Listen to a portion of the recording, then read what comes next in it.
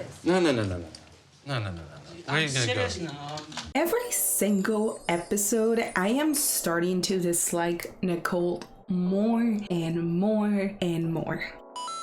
So after the horrible attitude that Nicole displayed last episode and how she treated him, now we have Julian telling Mahmoud that this is normal, that he has to understand that women tend to say awful things to hurt you and just try to be patient. Girls, they say just awful things to hurt you. It's okay. You know? What woman are you hanging around with? Because that is not the case. And he has only been here for 2 days and not years. I don't understand why she doing that. She don't like I'm here. I don't know why she act like that. She acts like that because she's trying to get payback from what you put her through in Egypt. It's not fair, but that's the case. Mahmoud tells him, yes, we had an argument this morning because of the way that she's dressing, and we also talked about compromising, meeting each other halfway, and being more understanding of one another. Julian then tells him, well, halfway means allowing her to wear a dress with 4 small holes in the back. She's actually very conservative compared to most women here in LA. That's what he's saying. And Mahmoud tells him, yes, but I don't care what other people do. Like, this is my wife. I care what she does. We have been each other for 4 years, and she knew since day one that I was Muslim. You'll see that she's actually does respect you. But Mahmoud doesn't feel the same. He feels like Nicole's not even trying to understand or accept him whatsoever. It's better to work out your marriage than it is to divorce. Divorce isn't a good thing too for your religion, right? Divorce is good for many people, and it might be the best for them in this scenario. Then Nicole points out that she's still angry, so her plan of action is to go talk to him. Things don't go well as you imagine, and they start to argue again. But we get this funny moment when Julian is giving his thoughts on Mahmoud. He's like, I just think they need to learn how to understand each other. I think they're both clashing at the moment. Get out of my house. Go. I didn't know that they were actually going to be recording this stuff like out there, but stuff like this gives us good content because Nicole is just going cuckoo. Get out of my house. Go.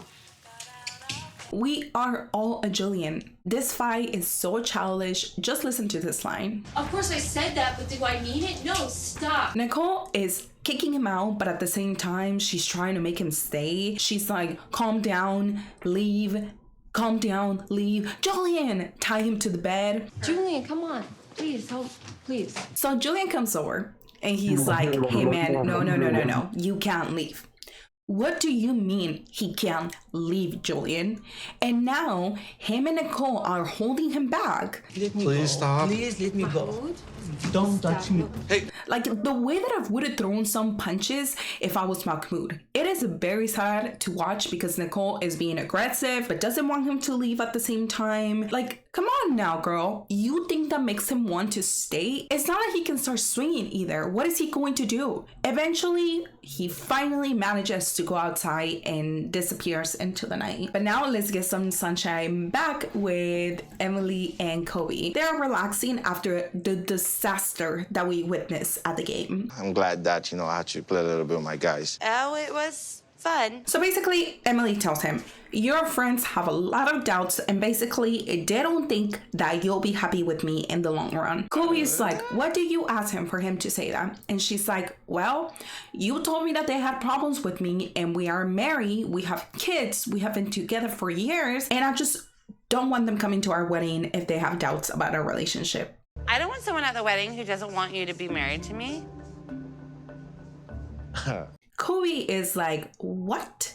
And she doubles down. He even laughs because he thinks that this is completely ridiculous. My country, my rules, my friends will come to the wedding, the end. Who is this man right here? Emily then says, they do, and you weren't there, so how do you know? Are you also going to invite your ex? Kobe is just confused, and so am I, because why even bring up the ex? And then she's like, well, I found out that you were still dating your girlfriend in Cameroon when you proposed to me. So was Valerie lying to me? And he's like, no, Valerie doesn't lie. What type of question did you ask him to get to this point? Someone is lying. So she's like, why don't we call up your ex that you still communicate with and we get together so we can get to the bottom of this and figure out who's lying. Get I to the don't know where bottom the of the hell you're story. going with this, but Where I'm going with the truth. That's where I'm going with it. But he is done and he doesn't want to talk about this anymore. So he ends the conversation here. Now the entire family is on their way to an amusement park where they're going to meet one of their long-term friends, Valerie. Isn't it funny that Valerie is a woman and then Valerie, his friend, has the same name? I don't know, I think it's funny. So Emily and Valerie are talking and Emily shares with her about that horrible meeting that she had with his friends. She's like, they think I am super bossy, but I am not. I just like to get things done my way. And Valerie is like, no, you are bossy. We used to call you Bossy Emily. Emily, you're always bossy. I've always been like that. And then she tells her, maybe you should try to get closer to them so they can change their mind about you. So she does. And when Emily said that she was going to invite Kobe's friends out, I did not think that she meant to a club. And the moment that I saw the club full of men, I knew that things were going to end poorly. Kobe is dancing, having a great time, while Valerie is saying that he's surprised that Emily invited them out after the game. And when they're sitting down, she's like, oh yeah, that conversation where you pissed me off. But I'm happy. Like, I wanted to bring you all out to show you how fun I can be. It's not about you being fun, Emily. It's about you being less controlling towards Kobe and showing a more submissive side, even if it's a fake facade for a few days. Of course, Valerie tells her, if you really wanted to shut us up, you should have invited us to your home and made us dinner. But I don't have a home. She's like, But I don't have a house. but we are in a hotel here. Then this other trash man steps in and tells her that she fucked up again. That what they expect from an African woman is for them to cook, clean, and be submissive to the man, and that they rank them as to like the first invitation.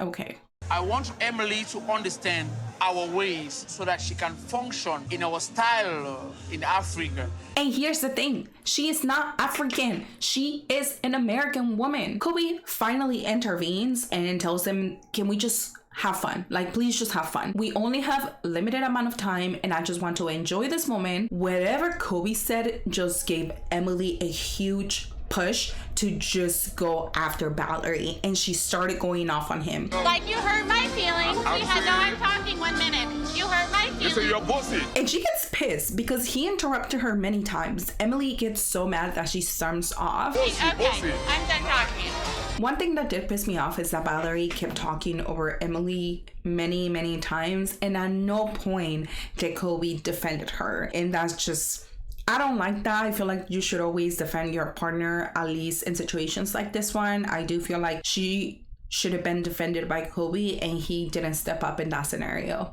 So after she storms off, we don't hear from them again. Since everything was perfect last time we saw Ed and Liz, let's see how they're doing now. Oh, Liz is driving around crying because asshole Ed has canceled the wedding over taco pasta. We know that this is not just about the pasta, but the fact that Liz brought Ed down and he felt emasculated. So here's the story. They were making taco pasta and his family was there, but because the pasta that he gave Riley was too spicy and she didn't want to eat it, he called her a baby. I don't appreciate that, and I called him out on it. Then he attacked me back, saying, look at you, you're crazy and everything. They got into a fight where she raised her voice and probably made him feel like shit because it was in front of his entire family.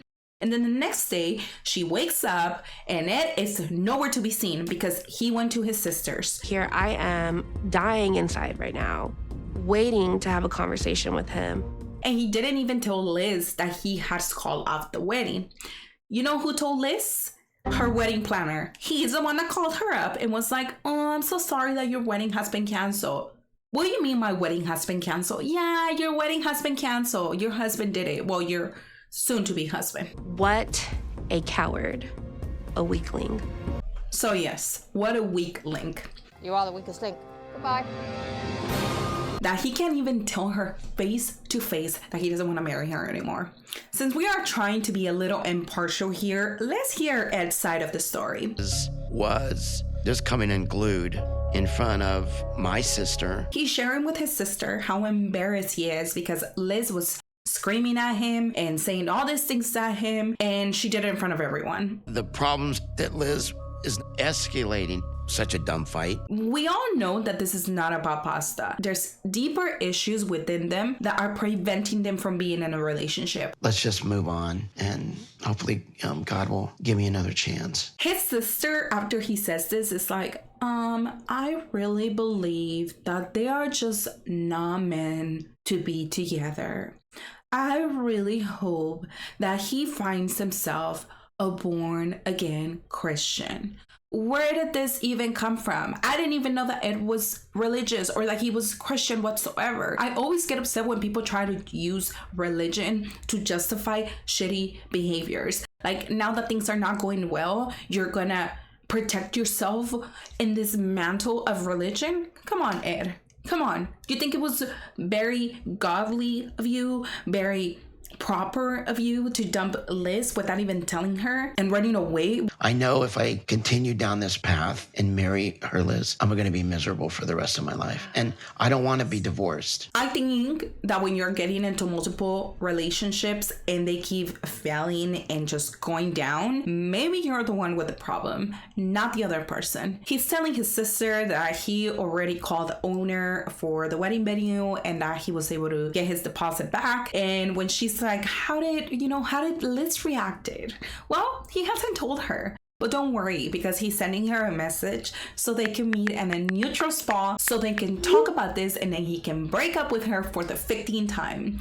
And how do we think that she's going to take this? Is she going to go crazy? Is she going to cry? Is she going to punch him? Is she going to beg him to take her back? Let me know what you guys think, because I have a feeling that Liz is actually going to take him back one more time before we see the entire downfall. Now let's check in with Sophie and Rob. She has moved in and Rob made her a beautiful breakfast of salmon crackers and some mozzarella and a ring that might not be Sophie's. Sophie is over the moon because this is the first time that someone has made her breakfast in bed, but she also hates cheese. So yeah. This isn't even the ring. It is the ring. No, it's not. Yes, it is. No, it's not. I don't know. So I actually went back in the footage because I wanted to see if the ring was actually hers. And surprise, surprise, it is the ring. The problem is that the ring is so unforgettable that it looks like any cheap fashion ring that you get at Forever 21. So they go downstairs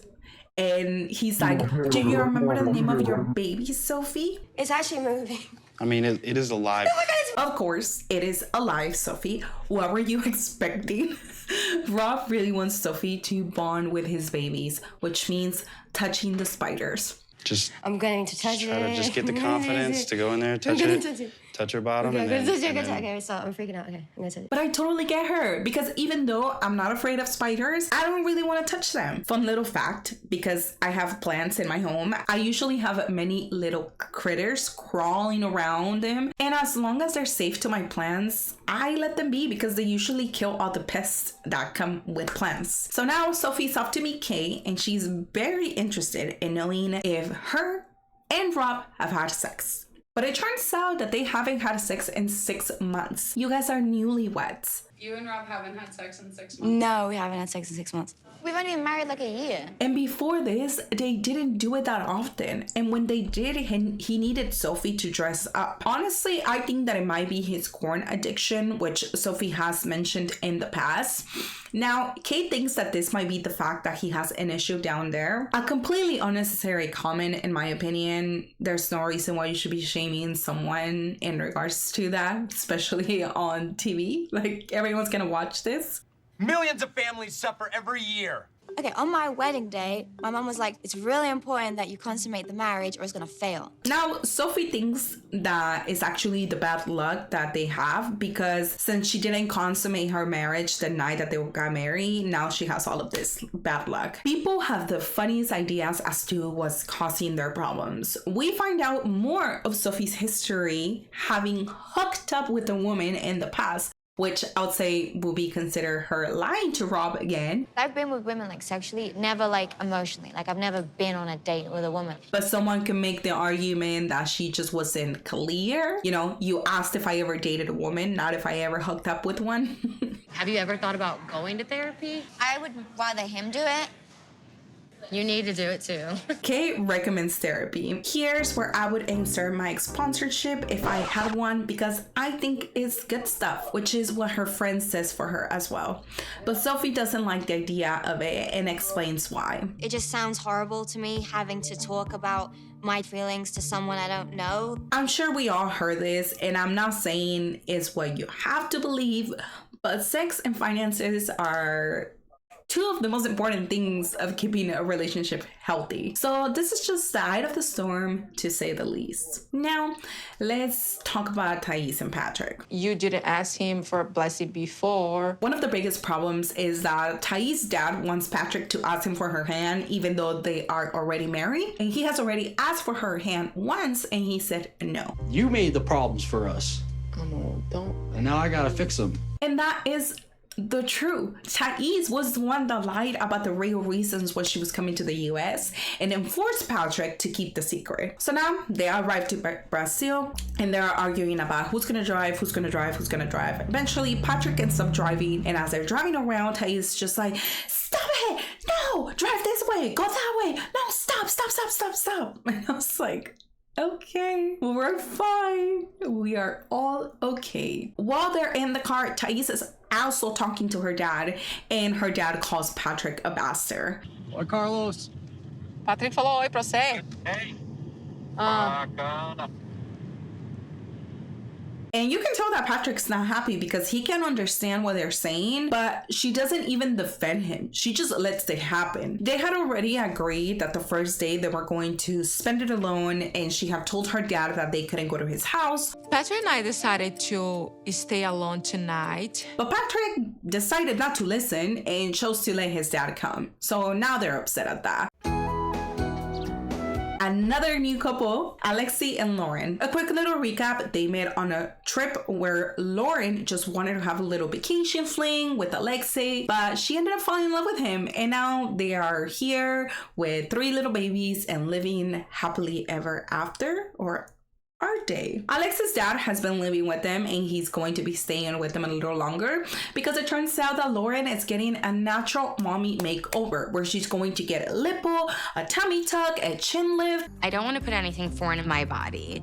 I am repurposing my body parts to go where they need to be. Her sister tells her, you have 0 cellulite, 0 stretch marks. Why are you even doing this? And Laura explains to them that because I had 3 C-sections in 2.5 years, one of the lasting effects has been abdominal diastasis. My abdomen muscles have separated and they won't go back. Lauren is so happy about doing this surgery because it is going to boost her confidence, and it's also going to make her feel better. I am not a fan of any elective surgery. The thing is that her family doesn't really support her decision. They don't think that she needs it. They don't think that she should. And then she shares with us, body dysmorphia is vicious. And I'm hoping that with the surgery, it's going to help me get rid of it, like good riddance. And this is something that affects so many people. And unfortunately, I would think that pregnancy only makes it worse. I don't personally suffer from it, but I do know people that do suffer from it. I support her decision fully. I think that she has done her homework and picked the safest and most optimal decision for her surgery. The day after the party, Alexei and her mom, which I don't really like,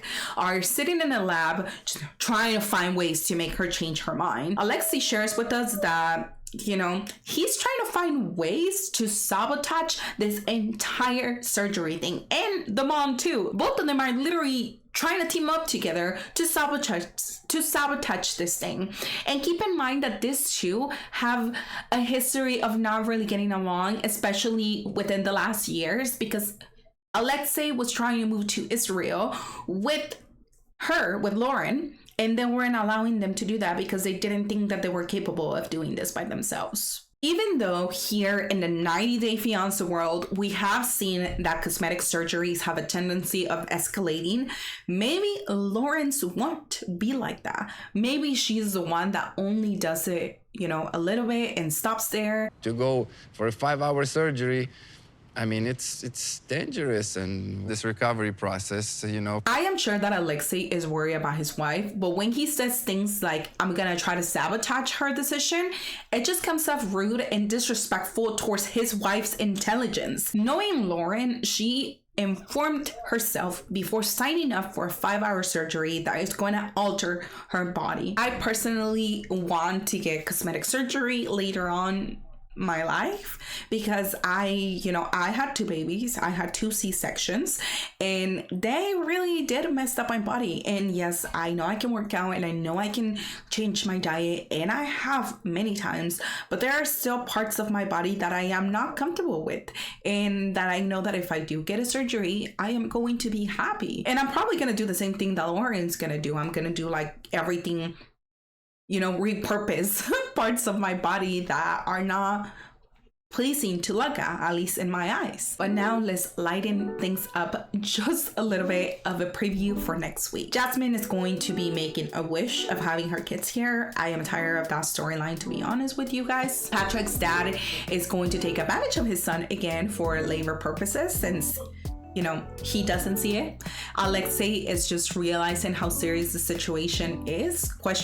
Ashley is now pulling a Sophie on Manuel's uncle to get around on how she believes in God. And it seems like we're finally going to be able to see the final conversation that leads to the end of Big Ed and Liz. Oh, and I find it funny that we also get a preview of Julian still chasing Mahmoud. Hey, it's busy street, dude. Legend has it that he's still out there today chasing him. And that's gonna be it, guys. Thank you so much for being here. Let me know what you guys think about this episode. Don't forget to like, comment, and subscribe if you haven't yet. And I will be covering Love in Paradise. I'm actually gonna record the video right after this. I'm gonna do a live reaction and commentary on it. And if you are a fan of Selling the OC, get ready for it because it's also coming too. And yeah, that's it. Thank you so much and bye.